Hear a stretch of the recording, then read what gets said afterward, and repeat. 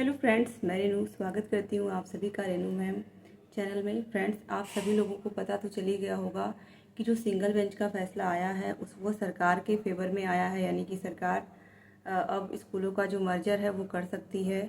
और ये जो सिंगल बेंच का फैसला आया है इसमें क्या क्या चीज़ें कही गई हैं आप सभी लोगों के लिए जानना ज़रूरी है। पहली चीज़ दोस्तों, जो आर्टिकल 21A है उसमें बच्चों की एक तरीके से शिक्षा के अधिकार के बारे में बात की गई है कि बच्चे का जो शिक्षा है वो मौलिक अधिकार है। तो यहाँ पर दोस्तों ऑलरेडी बात की गई कि जो स्कूल है वो बच्चे के घर से नज़दीक होना चाहिए ताकि बच्चा आसानी से वहाँ पहुँच पाए। लेकिन इसको लेकर के सरकार ने क्या दाव फेंक दिया कि सरकार ने कहा कि जो जो स्कूल बच्चों के घर से दूर हो रहे हैं वहाँ पर हम ट्रांसपोर्ट की सुविधा देंगे, बच्चों को बसेस से लेकर के आएंगे। और जिसको लेकर के कोर्ट भी संतुष्ट हो गई कि हाँ, सरकार अगर उन बच्चों को एक तरीके से बस की सुविधा दे देती है या ट्रांसपोर्ट की सुविधा दे देती है तो वो बच्चे आसानी से उन स्कूलों में जा पाएंगे। लेकिन दोस्तों हकीकत क्या है आप सभी लोगों को पता है कि कितना आसान होगा उन बच्चों को दूसरे गांव से ला करके एक तरीके से मर्ज वाले स्कूल पे, जहाँ पर जिस स्कूल में मर्ज हुआ स्कूल वहाँ पर छोड़ना इतना ईजी नहीं होगा और जितना कहना आसान है। जब स्कूल नज़दीक है बच्चों के घर के तब बच्चे नहीं पहुंच पा रहे हैं, और जब दूर हो जाएगा तो कितने जागरूक गार्जियन होंगे जो उनको तैयार करके बस में भेजेंगे। और हम सभी को पता है कि गार्जियन कितने जागरूक होते हैं इन बच्चों के, जिनके पास टाइम नहीं होता है पीटीएम की बैठक में आने का, जिनके पास टाइम नहीं होता है बच्चों की कॉपियाँ देखने का, जिनके पास टाइम नहीं होता कि बच्चों का होमवर्क देख लें वो पूरा कर रहे हैं कि नहीं, बच्चे क्या पढ़ रहे हैं कि नहीं पढ़ रहे हैं। वो गार्जियन कितना तैयार करके बच्चों को सुबह भेज पाएंगे वो तो उन्हीं लोग के ऊपर निर्भर करता है। लेकिन यहाँ पर ये जो निर्णय आया है फ्रेंड्स, इससे तो यही लग रहा है कि अभी ये शुरुआत है एक तरीके से मर्जर की। धीरे धीरे सरकार ऐसे ऐसे करके सारे स्कूलों को धीरे धीरे बंद कर देगी अगर यही स्थिति रही छात्र संख्या के आधार पर। क्योंकि आप सभी को पता है प्राइवेट स्कूल तो बंद होने वाले नहीं है, प्राइवेट स्कूल तो चलते रहेंगे। चाहे सरकारी क्यों, सरकार प्राइवेट स्कूलों को नहीं बंद कर रही है, प्राइवेट स्कूलों को भी बंद करना चाहिए। इतना सारे प्राइवेट स्कूलों की क्या ज़रूरत है। आप सोचिए, कोई भी सरकारी अस्पताल इसलिए नहीं बंद होता है कि उसमें मरीजों की संख्या कम हो रही है। आज तक आपने कभी सुना है कि कोई सरकारी हॉस्पिटल इसलिए बंद हो रहा है कि वहाँ पर मरीजों की संख्या कम आ रही है? आपने कभी सुना है कि कोई थाना बंद हो रहा है क्योंकि वहाँ पर मुकदमे एक तरीके से वहाँ पर जो एफआईआर है वो कम हो रही है, वहाँ पर फरियादी कम आ रहे हैं तो उस थाने को बंद कर दिया जाए? तो स्कूल का कैसे डिसीजन हो गया कि जहाँ कम बच्चे आ रहे हैं उनको बंद कर दिया जाए? अगर कम बच्चे आ रहे हैं, क्यों कम बच्चे आ रहे हैं, वहाँ पर क्या टीचर हमने पर्याप्त दिए हैं, क्या उस स्कूल को संसाधन हमने पर्याप्त दिए हैं? ये सब चीज़ें हमें सोचने की बजाय हम उन स्कूलों को बंद कर दे रहे हैं, हमेशा के लिए उन स्कूलों पे ताला लग जा रहा है। ये कहाँ तक सही है? ये सब सोचने वाली बात है फ्रेंड्स।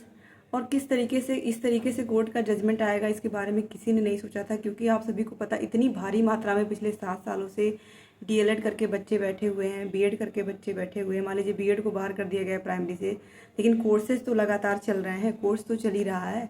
तो इस तरीके से हम कह सकते हैं कि सरकार एक तरीके से पूरा पूरा मन बना चुकी है स्कूलों को बंद करने का, प्राइमरी।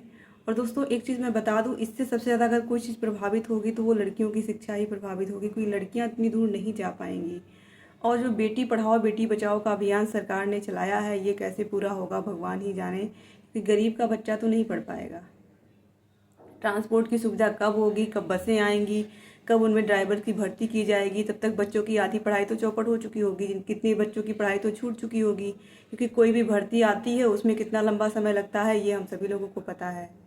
तो इस तरीके से फ्रेंड्स जो है ये हम एक तरीके से कह सकते हैं कि समस्या से भाग रहे हैं, समस्या से किसी तरीके से छुटकारा पाना चाह रहे हैं। उस समस्या को का हल नहीं ढूंढ रहे हैं कि वाकई में उसका हल क्या है।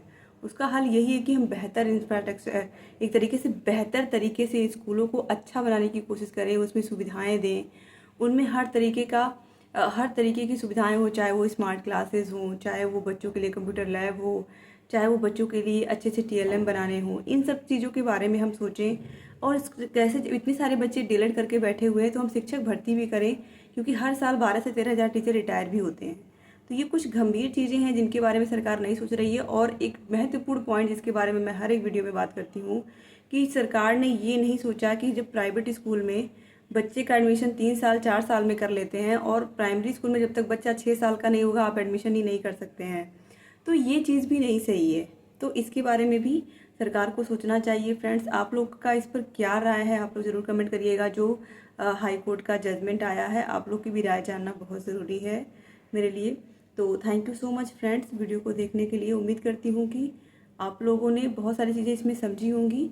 और एक चीज़ तो क्लियर है कि अब ये मामला डबल बेंच में जाने वाला है, क्योंकि सिंगल बेंच से कोई संतुष्ट नहीं है इसके जो भी निर्णय आया है। तो उम्मीद करती हूँ कि डबल बेंच से कुछ ना कुछ अच्छा आदेश आएगा और आप सभी लोगों एक तरीके से अगर पॉजिटिव रिस्पॉन्स आता है तभी उम्मीद है कि आगे आने वाले समय में शिक्षक भर्ती भी आए। तो thank you so much friends, video को पूरा देखने के लिए। अगर चैनल को सब्सक्राइब नहीं किया है मेरे तो प्लीज़ सब्सक्राइब भी कर लीजिए। और डीएलएड की इन्फॉर्मेशन, इसके अलावा टीचर जितनी भी भर्तियाँ होती हैं सबकी इन्फॉर्मेशन मेरे चैनल पर आपको मिलती हैं। तो आप लोग जुड़े रहिए और सारे के सारे वीडियोज़ को भी देखते रहिए। जय हिंद दोस्तों।